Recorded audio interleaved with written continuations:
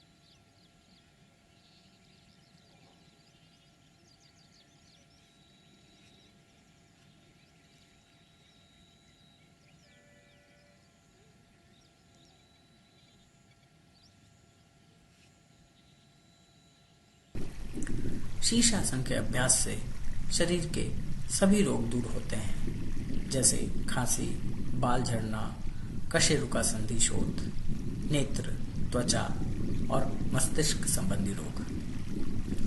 कब्ज और पाचन संबंधी समस्याओं में सुधार होता है। आयुर्वृत्ति के प्रभाव को रोकता है और चेहरे को सौंदर्य प्रदान करता है। तनाव से मुक्ति मिलती है और अनिद्रा की समस्या दूर होती है। सावधानियां। हृदय और उच्च रक्तचाप की समस्याओं से पीड़ित लोगों को नहीं करना चाहिए। योग या दवा के माध्यम से इन बीमारियों के ठीक हो जाने के बाद वे इसका अभ्यास कर सकते हैं। अभ्यास से पहले चिकित्सक की सलाह लें और योग शिक्षक की देखरेख में ही अभ्यास करें।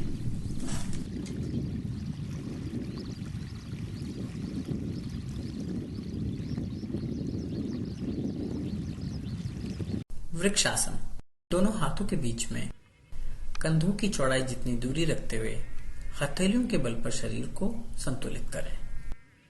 एक आरामदायक अवधि के लिए सामान्य रूप से श्वास लेते हुए इस स्थिति को बनाए रखें। वृक्षासन के अभ्यास से हाथों को मजबूती मिलती है और सिर के क्षेत्र में रक्त परिसंचरण सुधरता है। साइनस और सर्दी के उपचार में सहायक। आंख, सिर, नाक, कान और मुंह की क्रिया में सुधार होता है। कब्ज और पाचन संबंधी समस्याओं में सुधार होता है। त्वचा और नेत्र संबंधी रोगों को दूर करने में सहायक। कशेरुका संधिशोथ और गलसुओं के सूजन के उपचार में उपयोगी।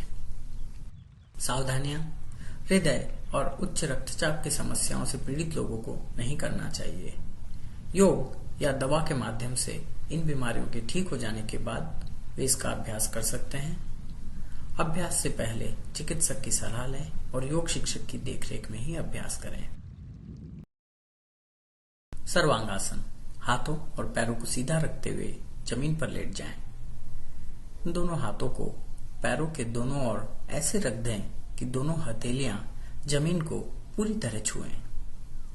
बिना घुटने मोड़े पैरों को ऊपर उठाकर सिर से परे ले जाएं और पंजों को जमीन पर टिका दें।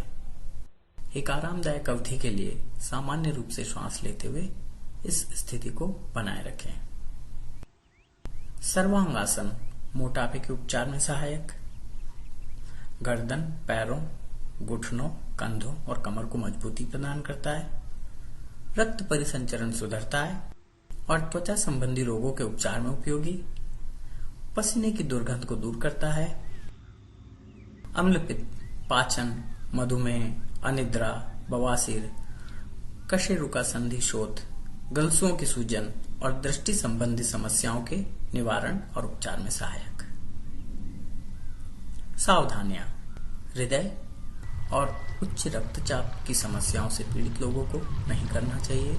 योग या दवा के माध्यम से इन बीमारियों के ठीक हो जाने के बाद वे इसका अभ्यास कर सकते हैं। अभ्यास से पहले चिकित्सक की सलाह लें और योग शिक्षक की देखरेख में ही अभ्यास करें। शशांकासन। पैरों को घुटनों से मोड़कर पंजों को जोड़कर इस तरह पैरों के ऊपर बैठें कि नितंब एड़ियों के बीच में आ जाए। दोनों हाथों को सीधे और सिर के पास रखते हुए हथेलियों को जमीन पर टिका दें। शरीर को आगे झुकाते हुए सिर जमीन पर टिका दें। एक आरामदायक अवधि के लिए सामान्य रूप से श्वास लेते हुए इस स्थिति को बनाए रखें। शशांकासन पेट के आसपास वसा कम करने में उपयोगी, पीठ दर्द दूर करने में उपयोगी और नाभि चक्र से संबंधित सभी रोगों को दूर करता है। हृदय रोगों के निवारण और उपचार में सहायक, कब्ज, कशेरुका संधि शोथ, जठर से संबंधित समस्याओं के निवारण और उपचार में भी सहायक। वज्रासन। पैरों को घुटनों से मोड़कर पंजों को जोड़कर इस तरह पैरों के ऊपर बैठें कि नितंब एड़ियों के बीच में आ जाए। दोनों हाथों को जांघों के ऊपर रख लें। मेरुदंड, गर्दन और सिर को सीधा रखते हुए एक आरामदायक अवधि के लिए सामान्य रूप से श्वास लेते हुए इस स्थिति को बनाए रखें।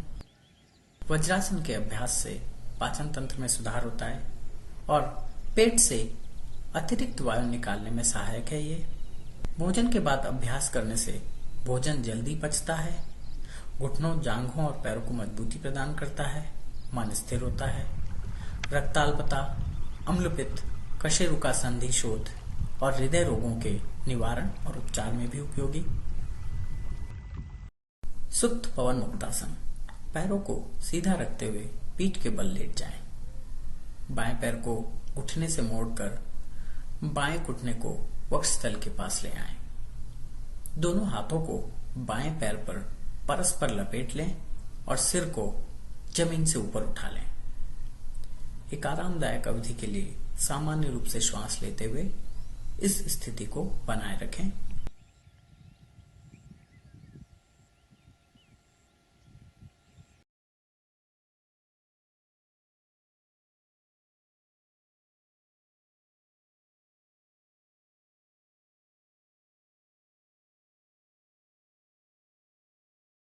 और फिर दूसरी ओर पैर बदलकर इसे दोहराएं।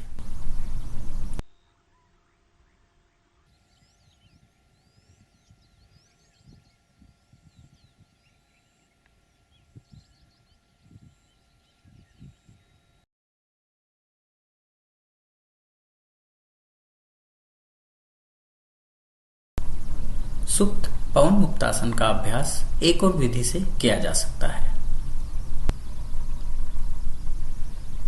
पैरों को सीधा रखते हुए जमीन के बल लेट जाएं। दोनों पैरों को मोड़कर घुटनों को सीने के पास ले आएं और दोनों हाथों को पैरों के ऊपर परस्पर लपेट लें। एक आरामदायक अवधि के लिए सामान्य रूप से श्वास लेते हुए इस स्थिति को बनाए रखें। सुप्त पवन मुक्तासन पैरों में रक्त परिसंचरण सुधारता है, जोड़ों के दर्द के उपचार में सहायक होता है, अम्लपित्त, उच्च रक्तचाप, कशेरुका संधि शोथ, मधुमेह और जठर संबंधी समस्याओं के निवारण और उपचार में सहायक, पैरों और कमर को मजबूती प्रदान करता है, पाचन तंत्र में सुधार होता है, पीठ दर्द दूर करने में उपयोगी।